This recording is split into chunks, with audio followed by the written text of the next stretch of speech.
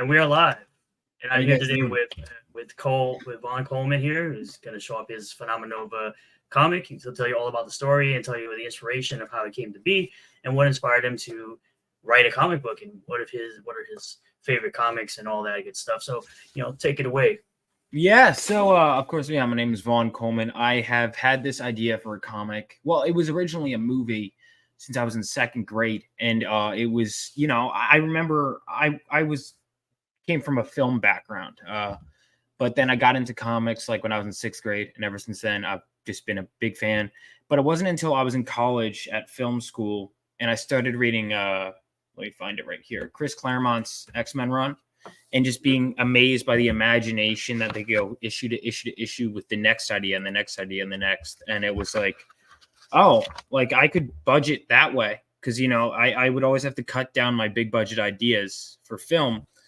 And it was like, and along the way, I grew to love the comic book medium. And especially because I came from a screenwriting background. And as I was turning this idea that I had written as a series, like an animated series, to be a comic book, I grew to love the medium because I was noticing, oh, I can't do certain things in a comic. But then I was realizing what I can do in a comic that I can't do in a screenplay. And so my appreciation for both art forms really grew. Master Hobo says, "Greetings from the homeless shelter, and cool to see Vaughn Cloudman here." Yeah, I've been. I decided for my my review of that game that I was gonna wear the Cloud outfit, so I did. Right. Interesting, because I actually used to wear the other Cloud outfit from when he was Advent Children. Not Advent Children, the other one, when he was just becoming soldier, when he was second class. Oh, I know what you're talking about. Okay, that's cool. Yeah, I've got pictures of me in different cons wearing that. That's I thought, because for me at least, it was everyone's doing the regular outfits. So I was like, I want to be something different. So I gotcha. So did you make the costume?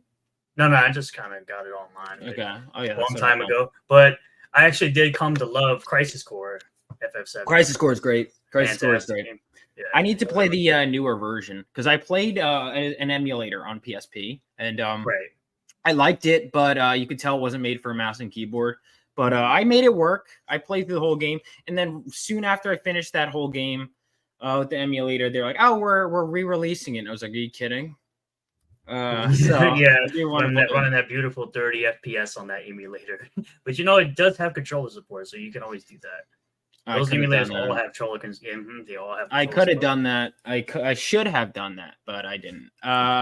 Yeah, man. I mean, I remember. So college, I had gotten into this, and then I decided to kind of do it as a comic book, and I kept rewriting and learning the medium and falling in love with the medium. And it was during my time during college, despite me being there for film, I really started to fall deeper in love with comics. So I was reading this. I read Frank Miller's Daredevil run finally in college, and I grew to love them. I got to get back to reading a comic a night, but I've been so busy, especially now my to-read pile is now massive, of course, and growing faster than I can keep up.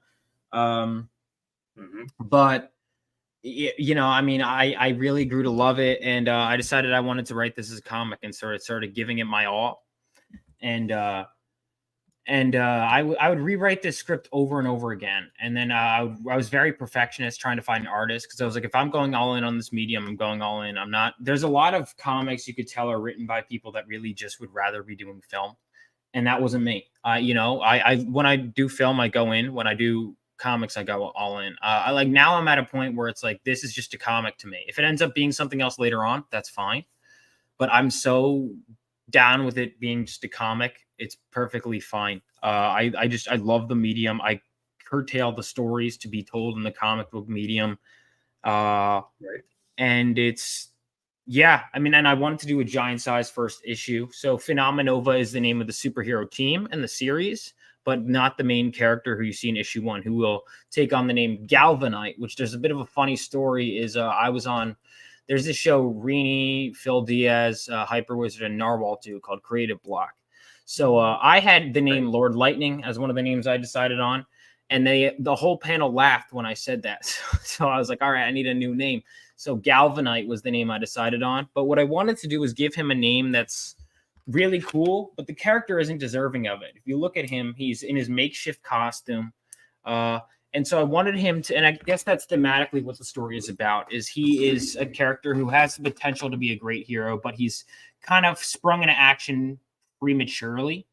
Right here. And yeah, so he's sprung into action, prematurely.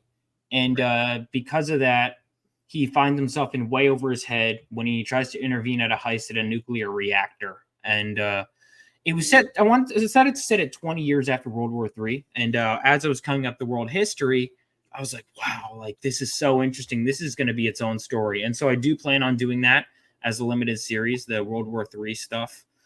People really like that. But so I want to keep this as an ongoing series too, PHENOMENOVA. Master Hobo says those bullies that created Black. Hale says Raphael, and Ram says, "Let's go, PHENOMENOVA." Thank you, man. Yeah. Transformer says, "What's up, Renown and Vaughn?" Yeah, what's up, man?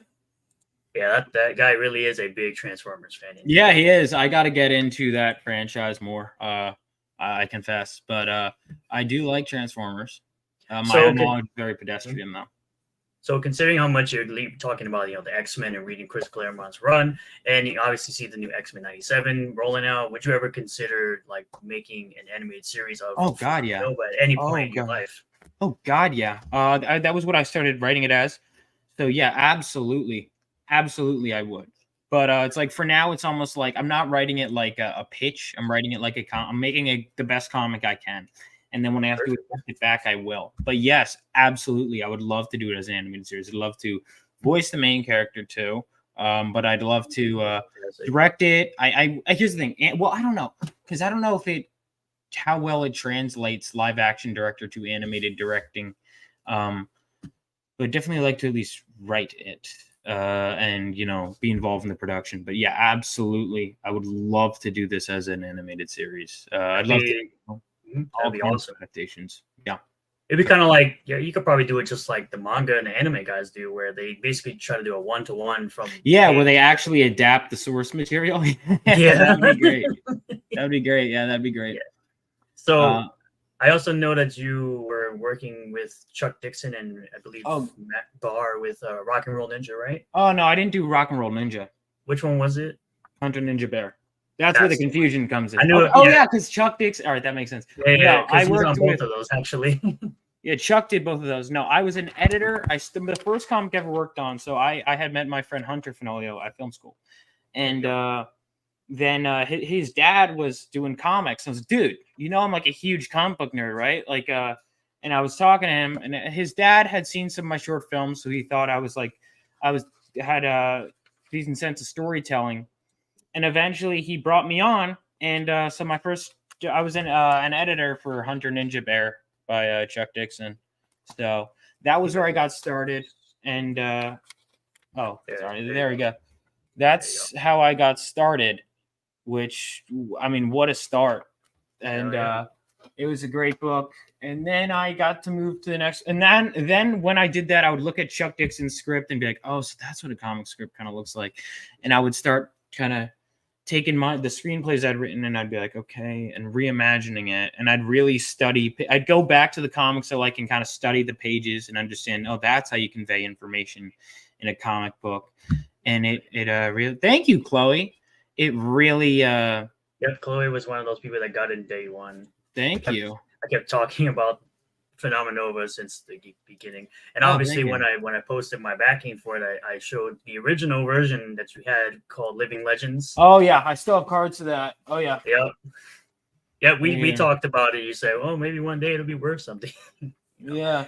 That was from Tampa Bay Comic-Con. Yeah. Living Legends. See, Tampa.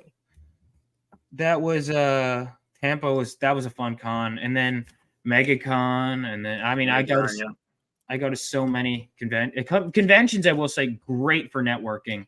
Absolutely, yeah. Especially, and this is advice to creatives: go to the bar with people after, if you can. That is where people loosen up, they have fun, and they'll remember. It's that kind of stuff. Like it really, the stuff that's not just business, although business is good, will lead you to make friends and connections. You also have to be, finding the right people too is good. A lot of it is luck. Like I got lucky Right. But you know, you got to work that luck too. Like so I'm good Right. friends with Billy Tucci, Graham Yeah, he's Nolan, like great. all those guys. Mhm. Billy's great. Get him drunk and take advantage. Well, I wouldn't say that. Is Hunter Ninja Bear good? Transformers fan? I would hope so. I had Hunter Ninja Bear, very good. I was very I remember giving feedback. There were a couple parts. I remember what's surreal, I think, was when I would give some feedback and then they'd send me back and I'd see pages with ideas I had, and I'd be like, oh my God, like it's surreal. So Master Hobo says it's excellent. Yeah.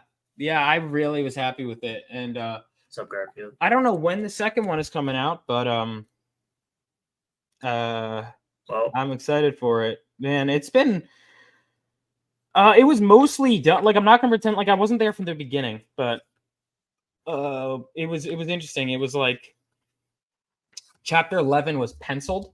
Yep. And then 12 was scripted, and then I never saw it. So it was like but it was one of those things where it's like I remember getting it book in my hands and reading it, and it was like the way Chuck writes, I saw chapter 12 in my head. And then I guess I got to take a look at his scripts again, you know, and study it again and again and again. But I remember like it was like I had already seen it. So then when I looked at it, and I saw it visually come together, it was just like I imagined it, better. But I was like, wow, like it was so cool. It was so cool. And there you go. If you like anything Chuck Dixon, you know, you go ahead and get that. Yeah, Chuck Dixon, I mean, he's so good. I haven't met him, actually. I never talked to him directly. I would pass notes to my boss, and then he'd get them to Chuck Dixon. So, I mean, I'm sure he knows who I am because I would not shut up on social media about the fact that I edited a Chuck Dixon. Yeah, I did see that quite a bit. He was sort of like, who is this kid? He's like, he really that okay? He just like, well, he gave me notes or whatever. But listen, man, to him it was like a day that ends in a Y. It was like, yeah, whatever. Someone said gave me notes, but to me it was like this is making my career, and it did. And that's, I mean, again, it's just an amazing thing. And of course, soon after I started pitching my comic, which was then called The Vortex. It's gone through a few name changes. Another thing I recommend to people is, and you don't have to do this, but check the trademark database.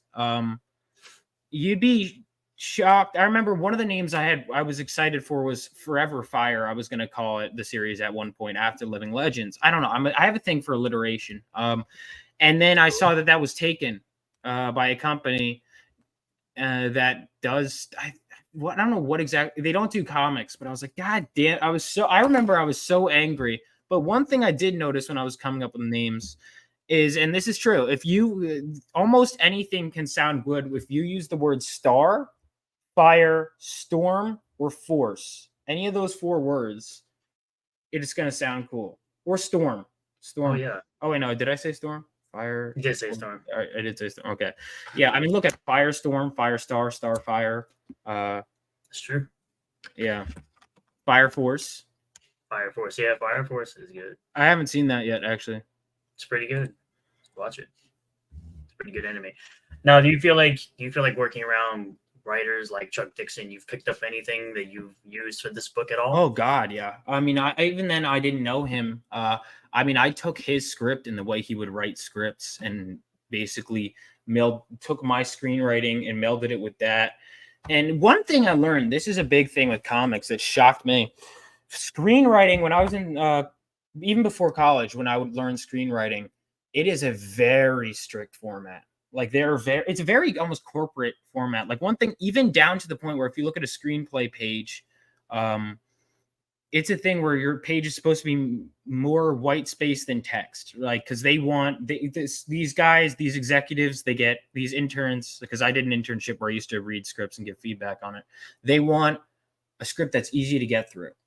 Comic scripts are, as long as the writer or the artist can understand what the hell you're saying, it's fine, is what I learned. So like there would be things that, and this is, I probably did what Chuck did and did worse. Not probably, I absolutely did.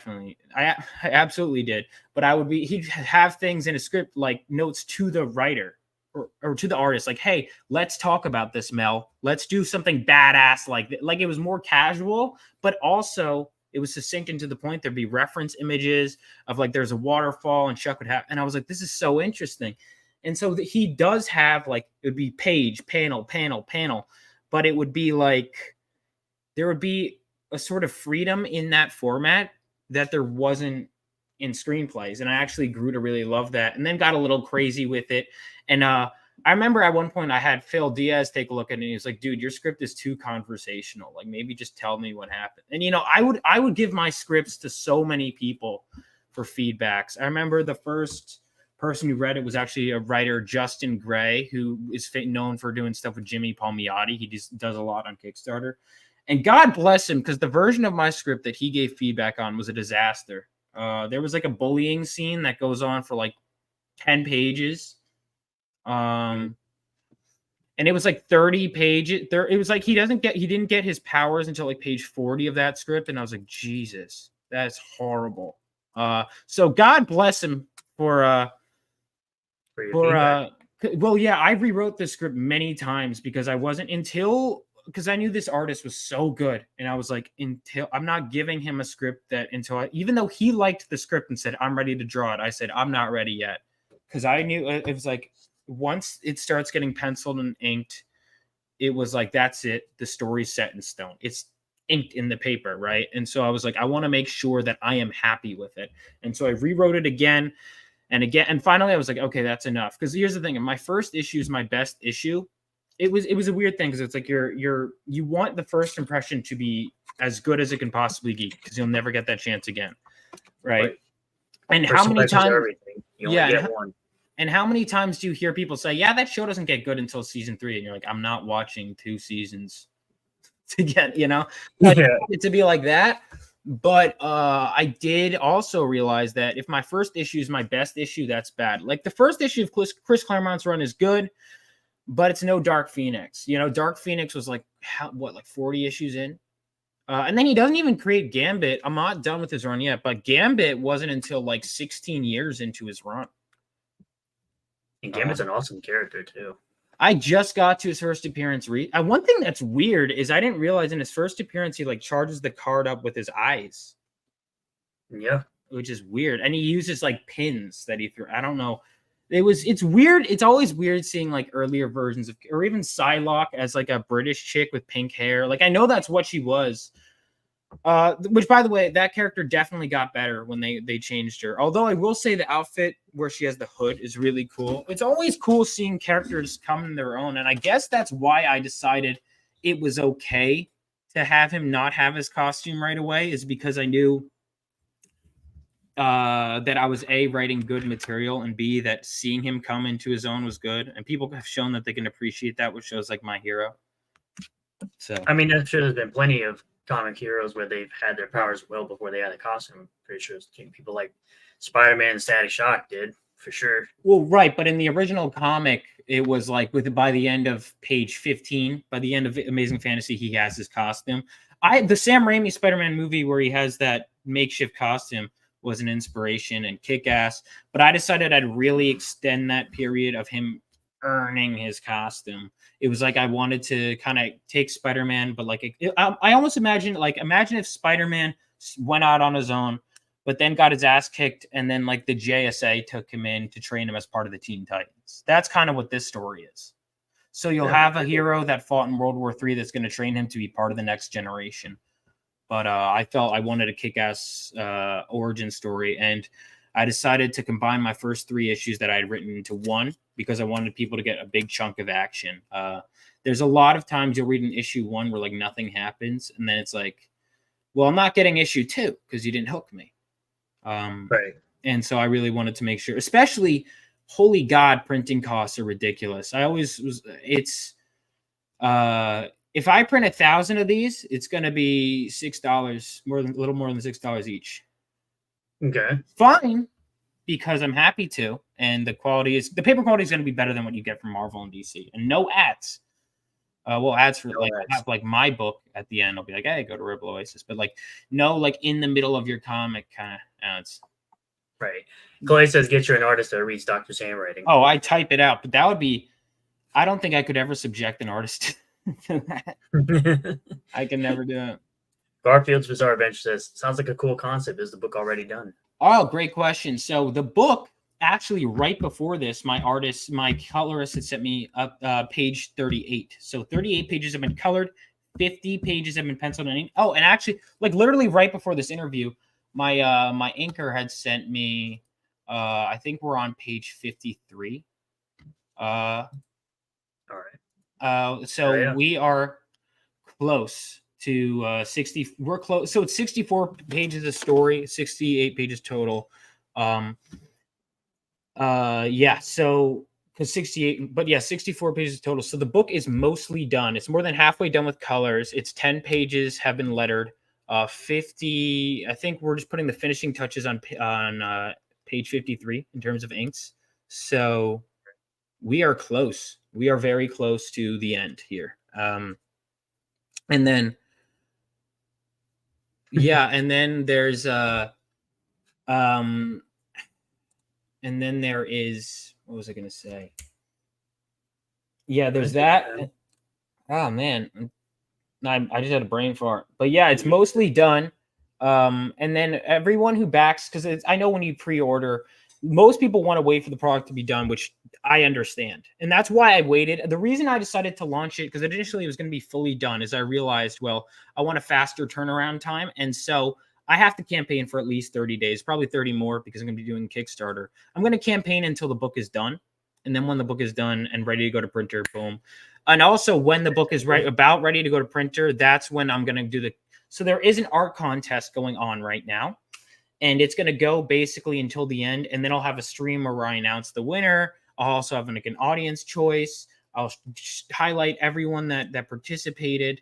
So there will be an art contest. But yeah, I'm also going to run this. Basically, I realized the reason I said to launch before it was done is because I wanted to be like, while I'm campaigning, the book is getting done. Hell, this week, like I said, a bunch of pages have been turned in. So know that when I'm not campaigning, I'm working on something else, working on this Final Fantasy VII video essay, real life stuff, working on this comic, getting closer and closer and closer.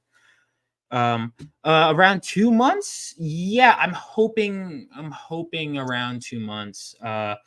But you know, I also hoped, I found a note from 2022 that was like, get up to issue 5 out this year. So, you know, it doesn't always happen, but ideally I'd love to have the book in people's hands this summer. We will see if that happens. Fantastic. But that is what I am shooting for. That is what I am fighting for. And I'm looking forward to it. Yeah, and the faster it gets and more it gets funded, the faster things turn around. Alpha Core is my favorite one so far. I've read all of them, right? It's just 3 issues so far, right? It's on 1, 2. Yeah, Alpha Core is my favorite one. I like says this. Hey, Vaughn, you can try making manga in the future if you're very skilled and there's a huge market for it. Well, I'm not skilled at art. I'm just the writer, publisher. But yeah, the black and white art for this book is gorgeous. So is that what you mean by? Because manga, I wonder, because when someone who's an American makes manga, does it have to be black and white? Do they have to be Japanese? Like, I don't know, because it's kind of like how people, you know, argue if Avatar: The Last Airbender is anime. I guess that same thing. Can I make manga? I mean, I guess I could make manga-esque, where it's like I could do the small in black and white. If there's a demand for it, I'll happily do it. That's the thing. It's like I wanted to do I had a list of so much I wanted to do. I was like, I want to do T-shirts. I want to do hats. I want to do a black and white artist version. And it's like, okay, well, let me make sure people actually care about it first. And then I could start doing it. Because it wasn't like, for example, if someone has a built-in fan base, like Eric July could do that because he had, you know, I had been following his stuff for years before, you know, the Ripperverse was announced. And I remember when it was. So because of that, people were already ready to buy the merch and everything. I don't have that yet. And I think I need to earn it. And kind of like my main character, who needs to earn the right to be a hero. It's like you know, I have these it's you have these big ideas and you have to learn to scale them down and then grow them back out. And I'm sure you'll get there though. yeah, I'm sure I will. Everything takes time. Everything takes time. Oh, absolutely, yeah. So people don't realize, like, wow, Vaughn made 8,000 in a day. It's like, or like in a week. It's like, well, when I have been working on this for years and promoting the hell out of it for a long time, so it's not as simple as. And I'm not discrediting, the success or saying like that it wasn't special, but it's like it was a lot of time went in before this week. Of course. Yeah, that's kind of how it goes. You just have to be on your craft and just continue to do your work that you want to do. And Frenchie Oathbreaker says he may have missed it, but what's the book about? All right, so the book is set 20 years after World War III and follows the idealistic son of a World War III veteran who is struck by lightning while holding a mysterious crystal, and he finds himself awakening with lightning powers and lightning speed, and he decides he wants to become a hero like the brave superheroes that fought before him, and inspired by them, he puts on a makeshift costume and strikes out to stop a heist at a nuclear reactor, but finds himself face to face with a supervillain that is totally out of his league. There you go. Let me see here. Yeah, Nightbrona says it's hard to beat Chuck Dixon and Alpha Core rocks. Chuck Dixon's so good. Alpha Core is base, so good call. There you go. Yeah. And then Garfield says hard work, talent, and a little luck go a long way. Oh yeah. Promoting too. Promoting is a lot of work. It is a lot of work. Absolutely. So this is it right here. We got the main cover for your book here, PHENOMENOVA. Yeah. Right here. I'm on the wrong screen. There you go. So this will be the main cover here. You can just get this over on Fund My Comic, of course. There's going to be 4 different covers. And I just want to know, because I know the 4th cover is done by Irene. Have you actually seen the colored version yet? No, because it's not done yet. When I get it, you guys will get it. You guys will see it. I will be very upfront in telling people like when it's done. The colors aren't done yet, but we're going to talk about it. We're going to go through it. It's going to be great. Though, I mean, I have no doubt, because I remember when I found out she could do colors, I'm like, I could do. She's like, I do colors. I just don't do them a lot because they take too long. I'm like, I'll pay you to.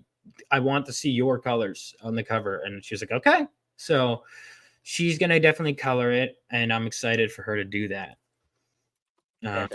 Her cover has a lot of energy, which I really like. It has the villain. I remember because she was one of the people that gave me script feed. We give each other feedback. So like I've read Fiendish 2.5. She read this. She gave great feedback, and I implemented some change based on her work. We're going to continue to work together in that capacity. And I remember. Are you Shadowban? Oh, Osman? Yes, that's what he's called. It says greens, everyone. Yeah. I mean, I think he considers himself shadow banned. I don't know if he's actually shadow banned. Dude, I'm shadow banned on Instagram and Facebook. Not a surprise there. It is. They are both owned by the same company, so not a surprise at all. This is horrible. So Garfield's Adventure says, "What's your personal favorite cover?" I mean, I haven't seen Irene's cover colored, though. That it's hard to say. I don't want to choose between my children. I think God, I love them all. One thing I will say I like about the main cover is that it was when I started writing it as a comic book, this is exactly what I envisioned, and my artist did it, and it came out beautiful. So I got the exact cover. So part of me wants to say that just because it's the one I've been looking at for so long, the main cover, but I do love all of them. Like I really love all of them. The main one is the one I decided on. I think the main one was like one I was most involved with, if that makes sense. It's the one. Yeah. So I guess I'd say the main cover. But I really do. I don't know though, because I love all of them, and I haven't seen Reenie's, so it's not like let's put it this way. I'm happy if any of them can work as a main cover, which is why I like it. But this one I really like. But I like all of them though. Like I like Irene's because it has the villain, it has the hero in a predicament.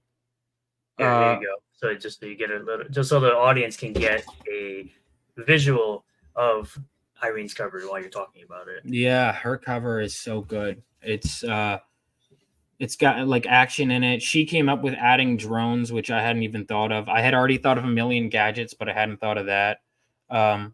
Then, of course, when I was at the gym, I was thinking, because there was a part where the main character stands before a reactor, and I was like, dude, this is like Final Fantasy VII. Although, as I was re-looking at the Final Fantasy VII cover originally, I realized he's not looking at a reactor. But it's like an homage / parody. It's not meant to be one-to-one. But there's the Final Fantasy VII cover I came up with, because I had my trading card artist, Jules, had done such a good job, and she's a fellow Final Fantasy VII nerd.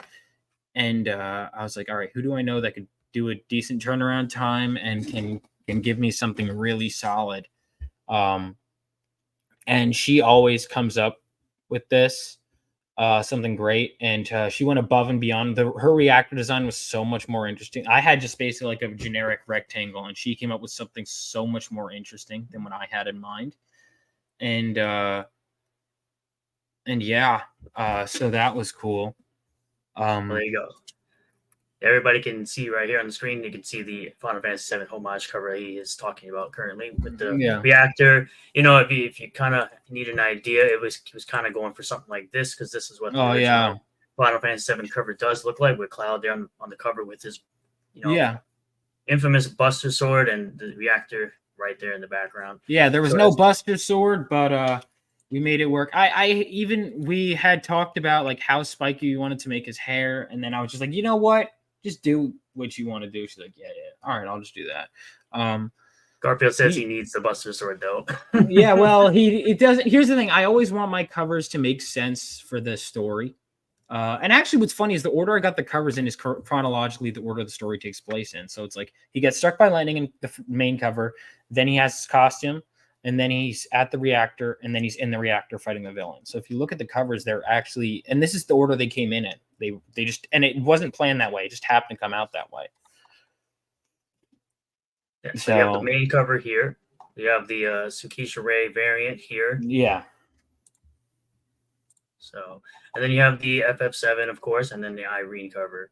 So that's what he means. And you can see that the development of the character from when he first gets his powers to when he gets the costume. And the thing is, anyone who backs the so first of all pre-order. Someone said I bet Vaughn has a real Buster Sword. I actually do. I don't know where the hell I put it, but I do have a. It's more like a foam one that I got for my costume. But what was I gonna say? For everyone that backs the first of all variant covers are campaign exclusive. So like I plan on having a website later, and obviously backers will get the book first before I put a book on a website, right? But then for the campaign page, so yeah, backers will be able to get the book first before it's on the website, and then on top of that, for the book.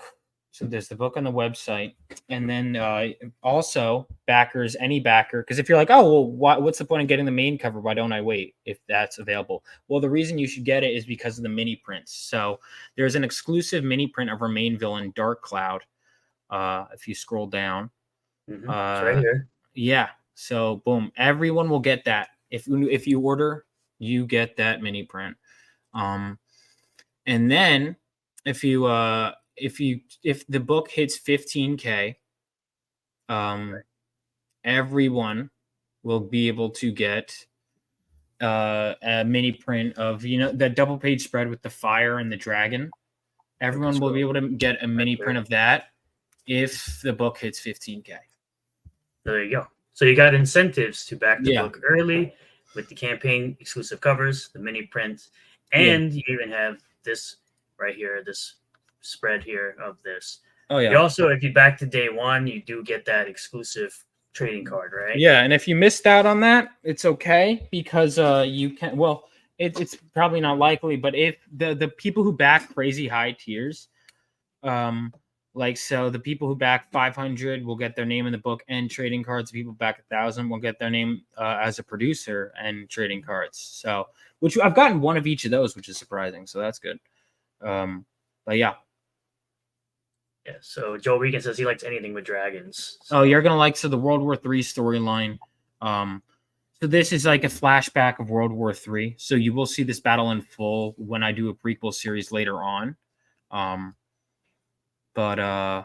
yeah, that was something that I had come up with the visual for, and it was one thing my artist just did something so much cooler than what I had envisioned, and I'm glad he did. Hobo says he would like to get a Vaughn Cloudman drawn. You don't want that. You do not want that. I have no. What you mean, me? I draw? Because you do not want anything I draw. I think he wants. I think he wants you dressed as Cloud, as someone a cover, drawn as a cover. All right. Yeah, I'm not tarnishing my brand this early. There you go. But yes, Alisman had a great point. Let me pull it back up here. He says, when you have variant covers that are on par with the main cover, it's called a good problem to have. And I agree. Yeah, I'm not disagreeing with that. Yeah, I agree with that completely. I was going to say that too, is if you have a cover and you can't decide which one you like the most, then you have a good problem to have.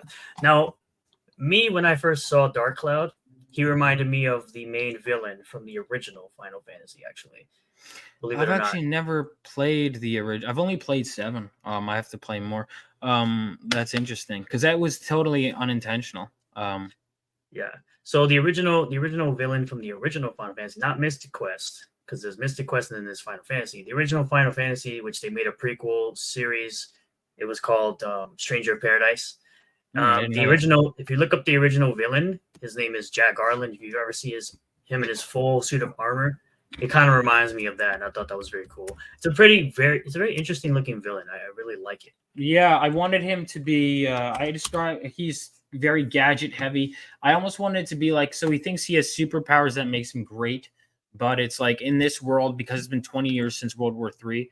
Now we've got people are working to catch up in technology to fight back. People had to step up their game in terms of technology to compete in a world where there's superhumans now. The part of why World War III happened was because of the resulting power imbalances and power struggles because superhumans popped up. And now 20 years later, it's kind of like humanity is trying to almost like get their foot and evolve with them. And you're going to see a villain. Yeah, he's kind of there's some Batman in there, especially Dark Knight Returns Batman. He's a very gadget heavy character, and which is what I wanted. He's more skilled, he's smarter than our protagonist. He way outclasses him. And he's got gadgets galore. There you go. So this right here is what it reminds me of this. This is Jack Garland as he looks now in Final Fantasy, Stranger of Paradise, Final Fantasy Origin. This is what he looks like in his full suit of armor and his throne and everything. Because he is the guy that the Warriors of Light have to defeat in order to restore balance. Oh, gotcha. That's cool. So that's kind of what it looked like to me when I first saw the print that you put out there, and I thought it was pretty cool. Like I really like the way this guy's armor looks, and it reminded me of that. Yeah. Hey, Mr. Toxicity. I think it might be colored a little bit differently in the comic itself.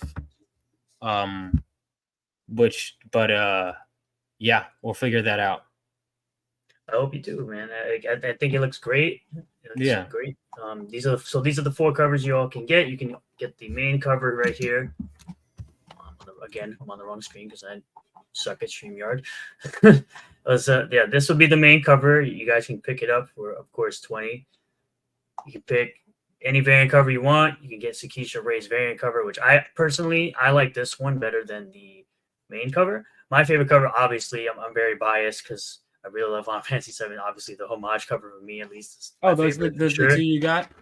Yeah, I got these 2. Yeah, those 2 are really good. Yeah, Sukeisha's. I remember she had pitched me a very different idea for the cover, and then she goes, "Hey, can I just I just kind of drew this. Can I just do that?" And I was like, "Hell yeah!" And she just did that, and it was so cool. And people really like that cover. Is this a complete story arc or a part of one? So it is the first. It's not a complete story arc, but you do get a full beginning, middle, and end here. Yeah, it is a complete story, beginning to end. And but it's part 1 of a story arc. So you are going to see more from this story and more characters introduced throughout it. but it is also I wanted to give a solid first issue as well. So it's kind of like your pilot episode a bit, but yeah, that's what I decided to do, is give it like a triple sized first issue, like a giant size first issue, and then from there I have the full storyline is written. So if you guys are interested in that, definitely check it out. You see our characters. I don't even know if I want to say full origin story, because he's not in costume till the end, but like a full hero's journey, right? Within a hero's journey, within like an arc within an arc. But you do get a full story, but it's also part one, if that makes sense. Yeah, it's part one of this storyline. Mr. Toxicity says Dark Cloud looks like a very intimidating figure. Yeah, he's good. Yes, we know Jack Garland is the most broken video game guy. Is he tough? Yes, yeah. He's pretty tough. Gotcha. And then Scorpio says it looks really good, and says he got the Sakisha Ray and the Irene cover. Oh, awesome, dude. So if anybody wants to go ahead and back it, I just dropped the link in the chat, which is here. That would bring you right to it. Garfield says he'll probably get the main cover and pick up a copy next week. Awesome, dude. Sounds good. Try to get this book whenever PayPal gives me money, hopefully at the end of the month. Sounds good, man. Yeah, I hope to see you on there, pal. Yep, yeah. Zero Smoke says it's really cool. Yeah, keep an eye on that. It is getting closer and closer to done. And yeah. Constantine says manga can also be in color. Yes, it's true that manga is usually monochrome, but there are some that have several pages in color. Oh, that I know. Yeah. Now, what I say about that is there are two people that have been doing manga type stuff. I know that Iconic Comics does have a Japanese localization for their Common America for Japan. And I know that Joe Ball did do a manga edition for his 300-page book. So if you kind of talk to those guys, I think they could probably help you if you ever were interested in doing like a manga type of deal with this series. I think the Diaz brothers are doing that with the Lost Pages as well. There you go. So I don't know about that one, Chloe. I know that you can get it in a DLC. I don't know how it works. I haven't gotten it. The armor of Jack Garland yet, but we'll see. But yeah, you guys can go ahead and check out PHENOMENOVA. You now know the origin of Vaughn Coleman. You'll soon learn the origin of Miles. Yes. Yeah. As he'll be called Galvanite. Miles Hinksley. Hinksley. There you go. Yeah. So, and what was the inspiration again for the story of this? Oh God, the first Sam Raimi Spider-Man movie was a huge inspiration on me. It really, it was a big inspiration, and definitely was something that really struck a chord with me. And I think that's what got me into the superhero genre. And I'm glad that the week I launched this, like a few days before, or maybe even the day before, I got the chance to rewatch that movie. It was perfect. It's one of the most perfectly paced origin stories ever. Oh yes. And I would keep revisiting that, because, like, for example, there's the makeshift costume, the trading montage. I actually found that I was more inspired by that than a lot of things. And like a lot of comics even. I found that origin story is so perfectly paced, so well done, that I wanted to, not do that entirely because I had my own story to tell, but I pulled from it a lot. So that was a huge inspiration. And I think it's because I came up with this idea in second grade, and X-Men as well was a big inspiration, that movie. Because initially it was going to be like a school for superhumans. It's a little different than that now, but it was like I would pull from like the superhero movies I'd watch, and then as I evolved to comics, I'd pull from the comics and pull from all sorts of things I love, and then do my own thing with it. I find when you try and create your own version of something else, you end up usually creating something new because you can't help it. You create something that's true to yourself, and yeah. All right. So kind of talk about the creative team of your and this whole dedication portion you have down here. Of course, I'd love to. So right here, so we have so I obviously wrote and created it, and then I found my artist through Facebook and my colorist also through Facebook. And then my first published work, hold on. My first published work was a 10-page short story that I plan on making a full story at some point called Land of the Lawless. That I run a writing contest, and then because of that, I got my 10-pager published in the back of a trade paperback right here. There you go. So you can all see that there. Yeah. So there we go. Looks great. Yeah, like hot chick in a western. So I figured I'd like that. And then the letterer on that did such a good job. I brought him onto this. Then I have my editor, Joseph Cervellin, my assistant editor, Reed DeCenzo. And then I have, I remember his name he goes by Padrino, but Juan Carlos Sanabria designed 4 of those heroes because there were so many heroes. And I especially knew those World War III ones. I had specific designs. And we had already taken so long to get started with my comic. I was like, do you want me to just hire someone to do some of these designs while you start on the actual book? And he was like, yes, can you please? And so I did. I hired him to design 4 of those World War III heroes, and that was great. Sukeisha Ray did the first variant cover. She did great. She did that. She did fantastic. And then Julia Lenehan, she did the trading card, and then she did the first variant cover. So, or she did the Final Fantasy VII variant cover. So, okay, that trading card art.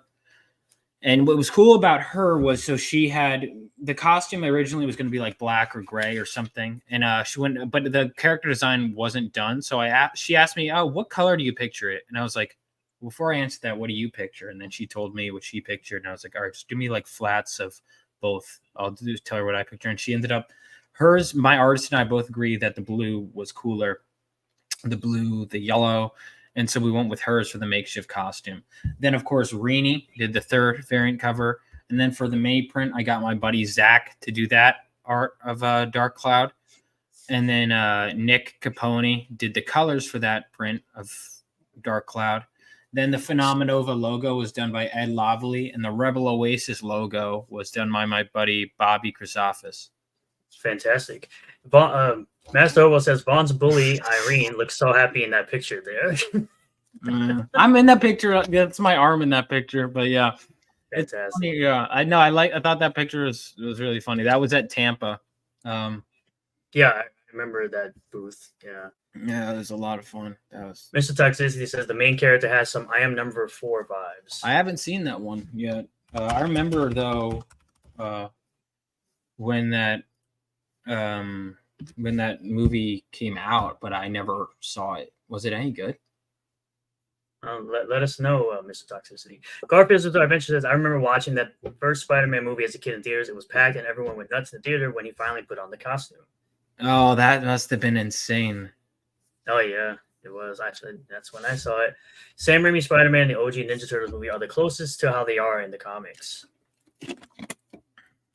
Constantinus says, Vaughn, maybe in the future successful campaign pre-order bonus, you can get a mangaka artist from Japan to draw a variant cover of your comic. Now that would be sweet. That would be cool. I'd have to think about that. I'd have to think of like who I'd get. I mean, I know a dream one. I mean, my knowledge is very pedestrian. I don't think it would ever happen. I can't imagine, especially I can't imagine any of them well-known ones being in my price range. But I mean, dude, I'd love to get Yukito Koshiro if I were to get anyone who did Battle Angel Alita. Which I need to finish.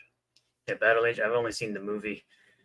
So yeah, I read the manga. I started reading the manga after the movie. It's good. Good stuff.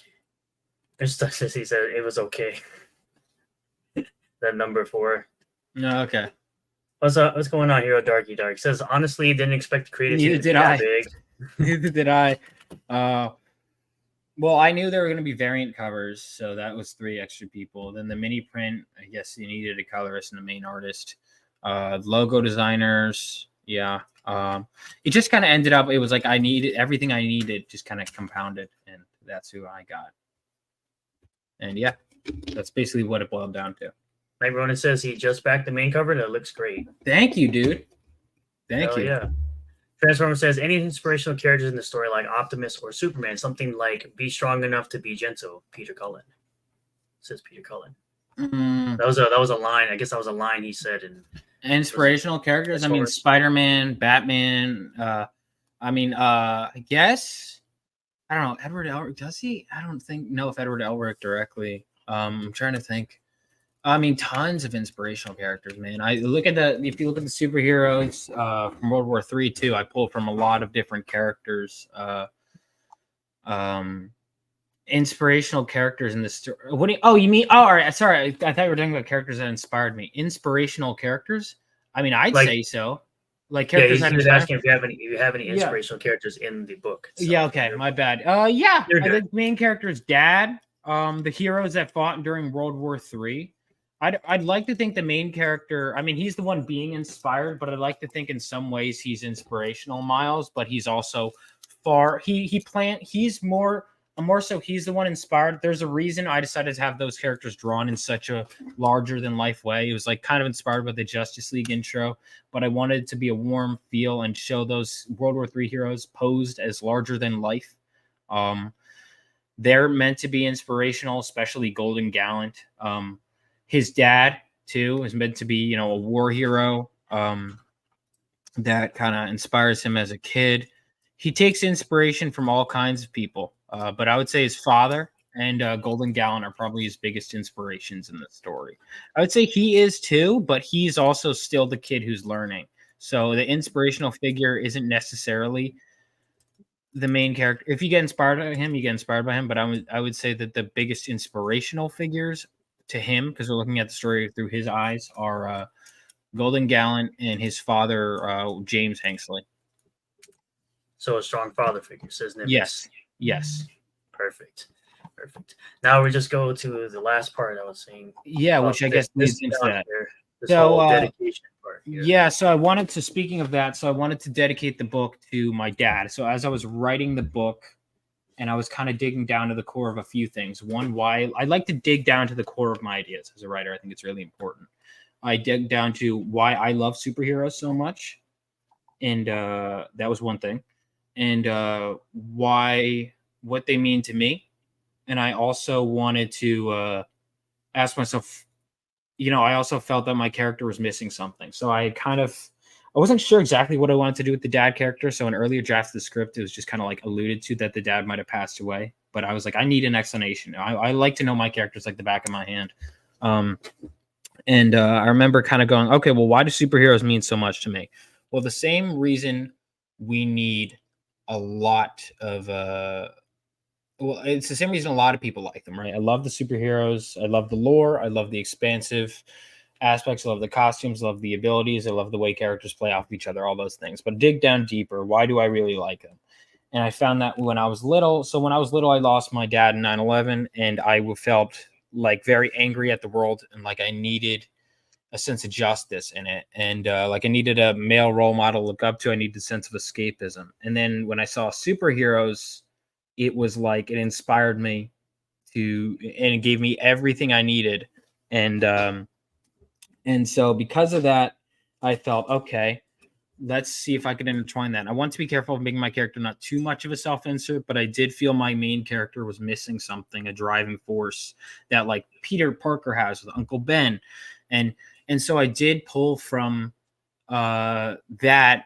And I felt that adding that personal touch actually made the story better, right? I added it because it made the story better and because it made the character better. And it actually recontextualized everything. So I had an opening narration earlier, but by making it instead a story that dad tells to his son about the war that he fought in, it made the story like 10 times better, in my opinion. It made the opening feel more impactful. And so that was what really drove me through the beginning of this story and what made it, I think it made for a better story, which is the most important thing of it all. So and I wanted to dedicate the book to him. I decided he was the only character really. I mean, I guess there were some characters that I kind of modeled after my friends, but not to this extent where I was like, I want him to look like my dad and I want to be modeled after my dad. And I wanted to memorialize him forever and make him into like a war hero. And a badass. So that's awesome. Yeah, so Nimbus says yes, we need more of the strong father figure in modern entertainment. Oh, tell me about it, man. That's especially as someone who grew up without a dad. Like, boys need fathers. There you go. Comic misconception says, does this universe have magic? Two of the heroes look like wizards. Yeah, people say two of them, which I guess it doesn't intend to be. I guess because people think that. So yes, this world does have magic, but we're not going to really dive into it in issue 1. But yes, you will see the main character. You will. So if you go, one of the World War III heroes, Zoberin, is a witch. She's a sorceress, and so yes, you will see. You will see. I definitely feel for you on this one, on the 9/11 stuff, because I was, that's where I lived when that happened. You lived in New York? Mm-hmm. I didn't know that. Yeah. I'm from New Jersey. There you go. I was alive during that. It's a side note. It absolutely pisses me off that the government likes to say certain other events were worse than this, and it really. Oh God, that drove me insane. It drove me nuts. I made a whole video on that. Oh, all right. It's on my channel. It drove me crazy. Oh yeah. Master Hobo said, "I'm glad this book is not a deconstruction." No, it's a reconstruction. I wanted to reconstruct in an era where everyone's trying to go, well, superheroes aren't that great. I wanted to go, no, they are, and here's why. And listen, Marvel couldn't convince Rini that superheroes were cool. I did though. So she said it. So that's a quote. Well, to be fair, they were putting her on. I mean, look at the books they were putting her on, but that's its own. We also had some, RIPs from Joel Regan and Smoke, and as well as Ultima 2000. It says RIP to your father. Thank you for his service. Well, he didn't serve necessarily, but his character's in the military, but he worked at the World Trade Center. Oh, okay, yeah. But I had a relative that worked near it too. At the time. So yeah, Constantinus says when 9/11 happened, he was in his second year of high school in 2001. Oh. That he remembers going to high school that day and then returning back home. The smell of burning reached all the way from Manhattan to where he was. Wow. Ultima says he was a year and a half when it happened. And hail to the patriarchy, says Alice Matt. Yeah, hail to the patriarchy. Yeah. So patriarchy sounds cool. There you go. Yeah, and he says he still remembers being a first period class, and his friend came in and said that one of the towers was taken down. Yeah. Transformers fan says, I am sorry about what you went through. Grew up with a father, but always saw my dad in heroes like Superman, Optimus, since my dad was in the military for 20 years and was there and was in the wars. Oh wow, I didn't know that, dude. Oh yeah. Shout out! Wow. Again, thank him for his service, man. I think we all kind of see our father-like figures in entertainment, which is why people are like, why do people get mad when they take away role models? It's like because they mean something to us as kids, right? And they mean something in our formative years, which is why fiction means so much. Nimbus says he was close to the Pentagon and screw anyone who compares a rowdy protester. Exactly. Yeah, that's what I'm saying. Yeah, like I said, I made an entire video when I first heard that. I was like, ridiculous. No, absolutely not. Yeah. Joel Weekend says he was in middle school when 9/11 woke me up to the world at a young age. Nimbus says he was in freshman and watched the second plane hit and building fall in health class. And Garfield says he was home from school in 5th grade and remembers watching those 9/11 reports. Hail to you, Lord Nemesis. Shout out. Let's see. Chloe says, I forgot the exact quote, but I remember Razor saying something like, the point of the Iron Age is to return to the rawest and truest form of the storytelling format. Yeah, I do remember that Razor Fist video. Yeah, I don't remember his exact reason. It's been so long, but yeah. He probably, Chloe said probably butchered it to the lack of curse words. Yeah, Razor Fist does say, yeah. What's up, Mr. Ed says, sounds interesting, looks promising. We need more stories like this. Sounds like you put a lot of energy into this. Thank you. Yeah, man, I did, and I plan to put even more. So if you guys are interested, make sure you back it. I'll link in the chat again. Yeah, do you know? And if you know how to pin, you can pin stuff too at the top. But yeah, we're close. Yeah. I have to do it through the control room, actually. I'll just see that. I'll do that really quick. So we'll still have a little bit more. Let's see. Let's do it real quick.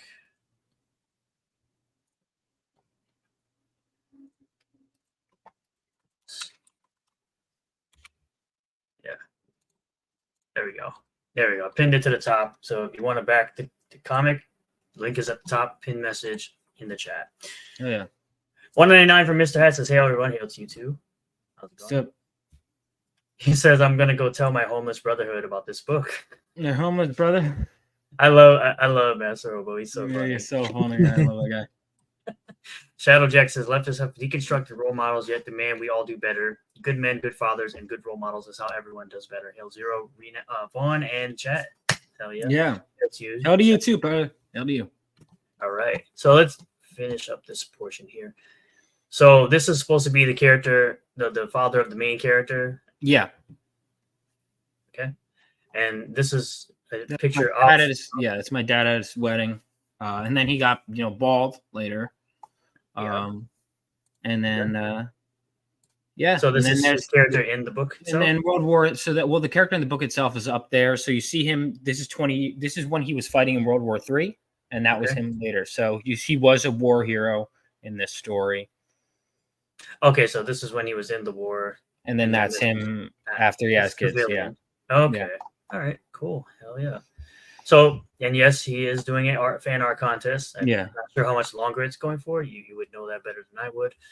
But just tell him real quick before we head out of here. Yeah. So that artwork, you could draw my main character. If you have any questions at all, I know people were like, "Oh, I want to draw the villain too." If you want to do that, the requirement is that you draw Galvanite. You can be in a civilian clothing, or you can be in his makeshift costume, and you can even have a little fun with the makeshift costume if you want. It has to follow the proper dimensions. I gave you a story, so his lightning powers, and he could channel that electricity into super speed. So he could run at super speed, and he also has electrokinesis, electricity powers. No AI art, obviously. No, I don't think typing into prompts qualifies you as art. Normally, you could tell anyway, if I'm being honest. Let's see. If you have to use the hashtag PHENOMENOVA fan art on whatever platform you post on. I don't really care. Tagging me and or the Rebel Oasis accounts, which is the name of my company, that helps. But yeah, make sure you at least use PHENOMENOVA fan art. I'll see it faster if you tag me. But yeah, and then the winner will be printed in the final book, the winning piece. So we've got some good stuff so far, but if you're interested, check it out. And regardless, even if you don't win, I'm going to go through all of the stuff. I always share the art submissions I get on social media. So make sure you do that. And yeah.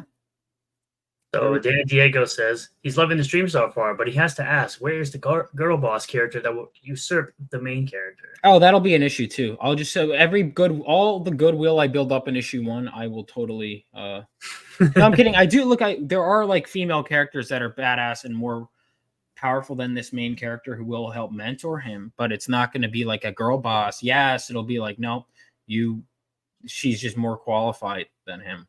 Right, is how it works. But I'm not that girl boss. The girl boss was the friends we made along the way.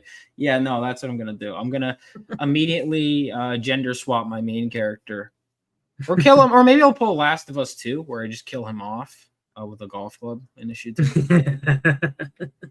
No, I'm not doing that. Ray swap and gender swap. Ray. Ray. She actually did help me write, because I was like, how do I not write a protagonist? Remember, they use you gotta remember. Yeah, you gotta learn from the terrible stuff. Yeah, you gotta learn from when honestly finding out, like dissecting, like even this video essay in Final Fantasy VII, writing it, dissecting why a story works helps just as much as dissecting why a story doesn't work, because it makes you understand kind of how writing works. Right. Just remember, they use The Last Jedi in certain states in the country for a class where they teach you how to not make a movie. That's a real class. What is it? They use The Last Jedi in a class where they teach you how to not make a. Oh, I gotta look into that. That's interesting. Yeah. Yeah, Brian Johnson was not happy about that. That's interesting. Constantine says, did you guys read the article published in a game journal site where a male feminist low-key was decrying why men aren't clothed less like the females? Straight up projection. No, I actually haven't. I should look into that. Might be a fun video. If things keep going the way they are, we might actually be in World War III. Transformers says, any giant robots in the series? Laugh my ass off. Any giant that transform specifically? Not yet, but they're not out of the question. Listen, if you pitch me an idea, I could write something else for you. But giant robots are not out of the question, but they're also not planned for this story arc. All right, perfect. Hero Darky Dark says, "What's the main character's type of woman?" You'll have to. He actually, there was going to be a love interest in issue 1, but I just kind of cut her because I felt like it was wasting time in the script. But there was, for the couple drafts, love interest. But he will have them later on. He likes girls that are strong, that can kick ass. He likes thick, curvy women. He likes well, you'll find out, I guess, later on. I don't know. I don't know. How do I answer that right now? I don't know if I want to. Think later. You could just say it's a later issue, perhaps. Yeah, later issue. Yeah, you'll see. There you go. He's got good "Don't girl boss too close to the sun." Oh, don't. And Dan Diego says, "Glad to hear this project is DEI approved." Oh yeah. Yeah. Shadow Jack says, "Confirmed by science, girl bosses have XXX chromosomes." Oh man. What's up, Shadow Jack? I'm glad to hear that. Glad to hear you're home from the hospital. Hope your brother's doing well still. That's awesome. I'm glad he's doing well. Good. I think he thinks Rosario says he thinks Cameron Pasha taught that class with the Last Jedi, when I said earlier. And Master Hobo says, "I bet the girl boss character looks like Rini, but just bald." God, no. Oh, that'd be horrible. And then I could pay her to draw that character and be like, "Rini, it's you." That's hilarious. And then she'll slap me. Right?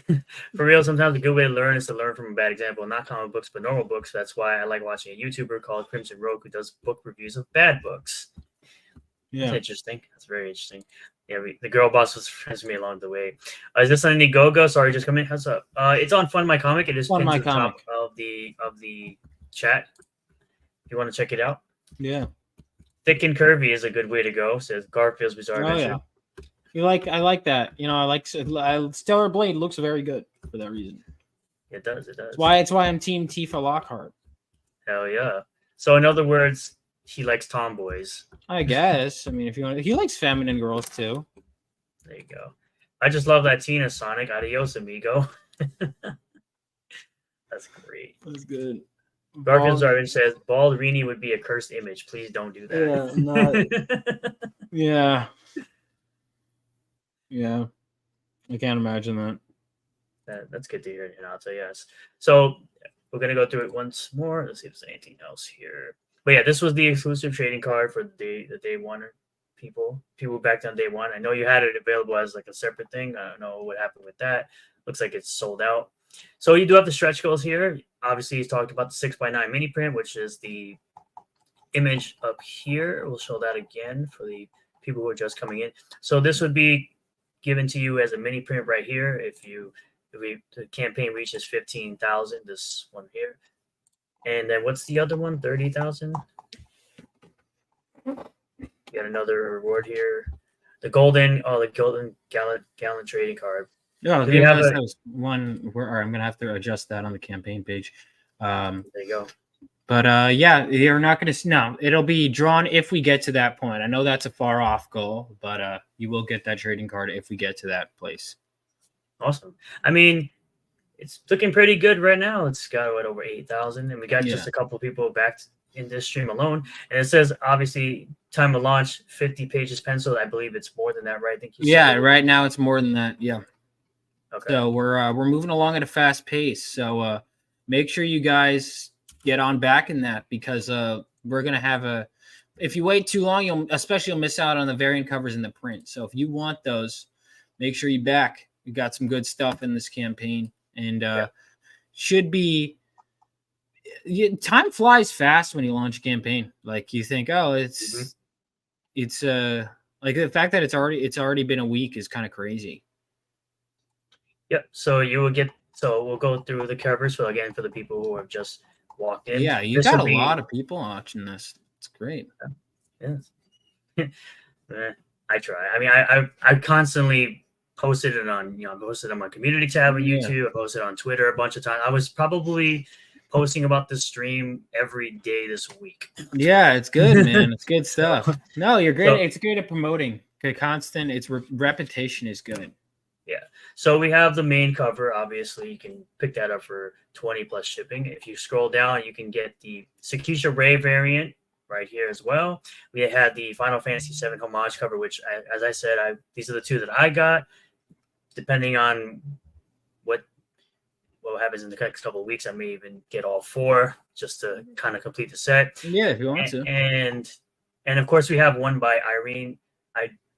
I always say it, and I really know how to say it last name. There you go. So you also have this one. This one will be in color.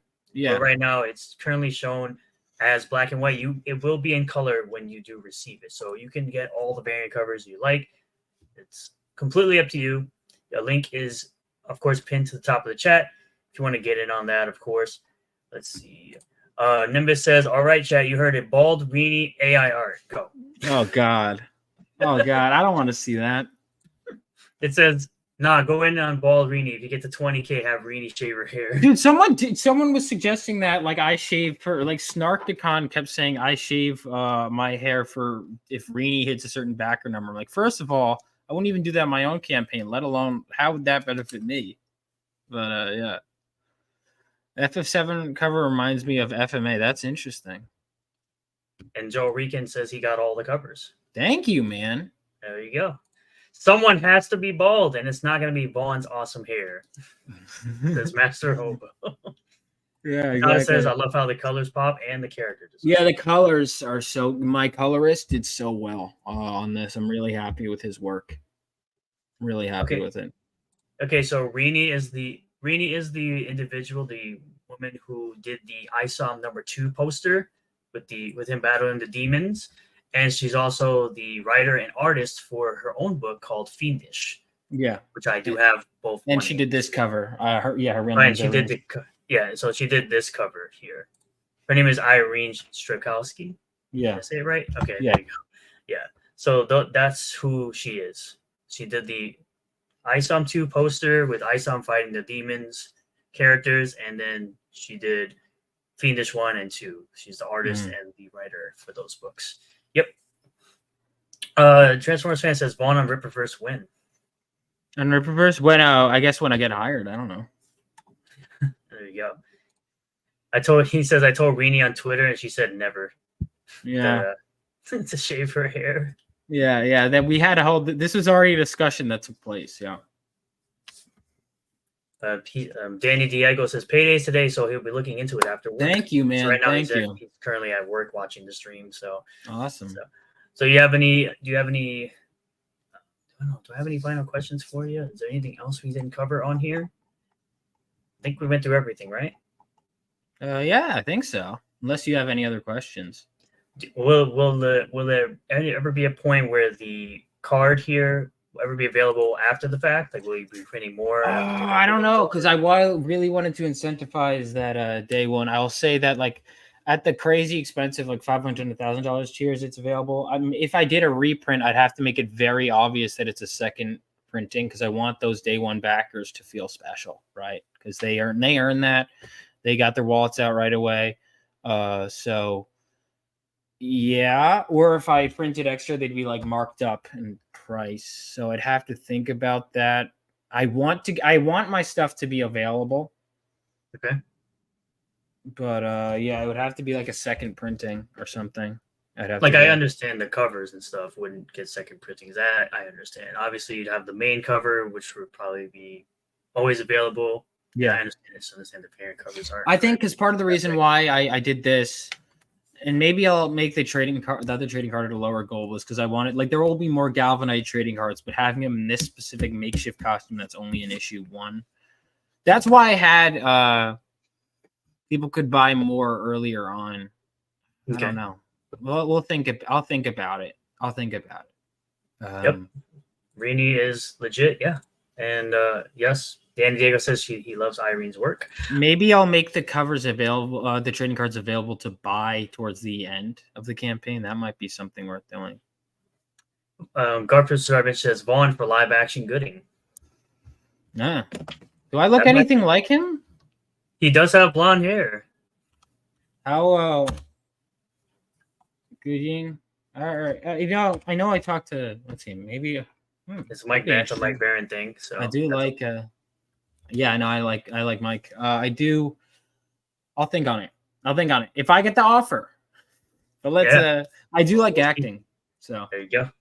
And Nimbus says, when's the planned fulfillment date? all right. So when I wrote September, I plan on getting it in August. Yeah. That's my planned fulfillment date. Is in one, but I'm prepared. I'm going to be very upfront. So it's written as September because I'm just trying to be extra safe. Ideally, I'd love to get it in your hands this summer, though. So we will see. I'm not going to rush greatness. Like I'm not going to. If you're paying for the product, it's going to be a good product that you get. So I'm hoping to have it in August, but we will see. Fantastic. And in this question, I say original every single time. I say the original because, well, here's the thing. I think you got to play. I think you should still play remake after the original, though. I think my video essay, I talk about this, that I think the original does a good job of conveying information to newcomers, that the remake, it's like they do this weird thing where they'll like make references to stuff where it's like you have to have played the original, and it's like, no, you shouldn't be doing that. You should be just reintroducing. It should be more newcomer friendly than it is my problem. And there's a few reveals that happened way too early, and I'm like, why would you reveal that? Sephiroth should not have been in remake at all, because that piece. So for those that don't know, the remake trilogy is splitting up the game into 3 parts. Well, the Midgar section, the opening section of the game, does not have Sephiroth. He's like a later reveal. Right. He should, but because they know he's so iconic, they just shoved him in the game, and he should not have been in that game, in my opinion. There you go. Steve Messenger says, make the day one holofoil, the cards, the trading cards. I hadn't looked into that. That's a good point. I hadn't looked in, maybe for a future campaign. So there you go. Some new ideas for you. Yeah. Roy Rosario says, Vaughn, you worked on Hunter Ninja Bear, right? That book is awesome. Yeah, wow, a lot of Hunter Ninja Bear fans. Yeah, I did. That was the first published work with my name on it in comic. I was an editor. It was really helped me with. I learned writing from reading Chuck Dixon scripts. So, or comic book writing, I should say. I had been writing, but yeah. Let me just do a quick refresh of this. So now you've gained 2 more backers. And yeah, thank you. This has been great. They're over $100 there. That's good. There you go. Yeah, man. Thank you guys so much for backing. And it looks like some people are getting later. Hell yeah. Let's see. Yes, it is always better to under-promise and over-deliver. There you go. Yeah, exactly. So, by the way, if you guys are fans of Final Fantasy, it seems like people are in the chat, or just want to see more of me, my YouTube channel is here. I could send it to you in private chat if you want to post it in. Check out my YouTube channel. Subscribe if you guys are interested. I have this 2+ hour Final Fantasy VII video essay that I am working on. There you go. So Chloe says, considering remake is more of a sequel, considering the time travel live stream shenanigans that Brock is doing in remake, it's barely even an actual remake. Yeah. DCC says Hunter Ninja Bear was awesome. I have that book. It's so good. And Nimbus says he'll be backing it later today. Thank you so much, guys. Oh, you literally only played the one fantasy. Yeah, that's 13. Everyone hates 13 is my understanding. Yeah, I have to play it through, but I skipped and went straight to the 3rd game in the trilogy, and I thought it was great. Yep, there you go. Garfield subbed on the channel. Thank you, man. And if you're new here, obviously subscribe to the channel. Like the stream if you like it. As we head our way out of here, Joe Rican says, I have never been into comics growing up, but Iron Age and Ripperverse sparked a latent want to read and collect good stories. Well, better late than never. Better late than never. You should definitely get in on. You already got in on PHENOMENOVA. You got every cover, so you're getting started more. Yeah, Ripperverse stuff. Yeah, I tend to do this a lot. People, for some odd reason, they hate when I promote books at the beginning of my videos. It's a weird thing I don't understand, but I've started since the launch of PHENOMENOVA. I've been adding it into the beginning of Oh, my thank videos. you, man. And there are people that just I don't understand. I've seen people like, well, he promotes Ripperverse at the beginning of all his videos. It's like, so Yeah, promote what you like. Thank you. I didn't even realize you did that. Thank you, man. yeah. So I'll go. I started doing that as soon as it launched because that's what I always do. I always promote the stuff that I like before I get into the actual. Oh, thank you. Well, I hope you like the actual book then. I'm working my ass off. So hell yeah. Garfield says he used to collect comics in his late teens, stopped for several years, but Rip first got him back into comics. Hell yeah. Chloe, last one. Everyone hates 13 except me. Then again, I like 10-2, so I know. Yeah, I heard 10-2 is weird. 10-2 is awful. Oh. I played through it last year, and it's the only saving grace it has is that the music. The music is everything else could completely suck, but the music is just fantastic. You can't go wrong with Nomura's music. I'm sorry. The worst part about a bad game is that, sorry. The worst part about a bad game is you can't. Those are so many hours you have to spend. I remember being miserable playing The Last of Us Part 2, but I was like, I gotta just get through this game. I gotta just push through. That's how a lot of people felt. And it was like it was a misery fest. And then when I was seen as intellectual, and I was like, no. I didn't want to create that. PHENOMENOVA is uplifting. It's oh my god, that book was just a. I mean not that book, that game. I really wanted to like it. Nimbus, if you need a good game that has a great job system, play Final Fantasy Tactics. That is one of the best Final Fantasy games ever made, and it's in my top 5 easily. Final Fantasy Tactics, fantastic game. If you like Fire Emblem, which honestly, there's never going to be a game that'll touch Tactics in any way imaginable. Tactics is the way to go. I'm sorry. It's all right. Tactics. All right, I'll have to get Tactics. Yeah, Final Fantasy Tactics is one of the best Final Fantasy and like strategy type games you'll ever play, hands down. A lot of people don't know about it, and it's very underrated, but it's one of the best for sure. So yeah, that about wraps up the stream, guys. Thank you, Vaughn, for coming on and talking. Thank you for having me. With the chat. Of course, you have me on anytime, and anytime you want to come back, you're always welcome. All right, sounds good. Hell yeah, it's Final Fantasy Tactics for the PlayStation 1. That's the one. Mm-hmm. You can play War of the Lions on PSP. I'm pretty sure it's just a remake of that original one, but yeah, and a great job system in Final Fantasy 5. Yeah, I haven't played through Final Fantasy 5 just yet. Yeah, I need to play through more. I mean, the games are so time consuming. I haven't even finished Remake or Rebirth yet, and then I got Stellar Blade in, and then I have this video essay, and then this comic to promote. So we'll see. If I have time, I would love to, and a bunch of comics to read. Too much entertainment, but I intend to get more into this series. Absolutely.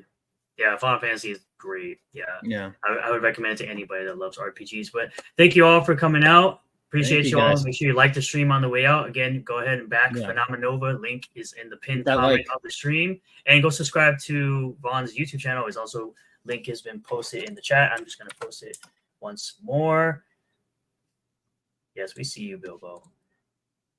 Hail to you, Joel Rican. And I appreciate you guys. I hope you guys enjoy the rest of your day. Yeah, thank you, guys. See you all next time. Peace out. See you guys. Thank you.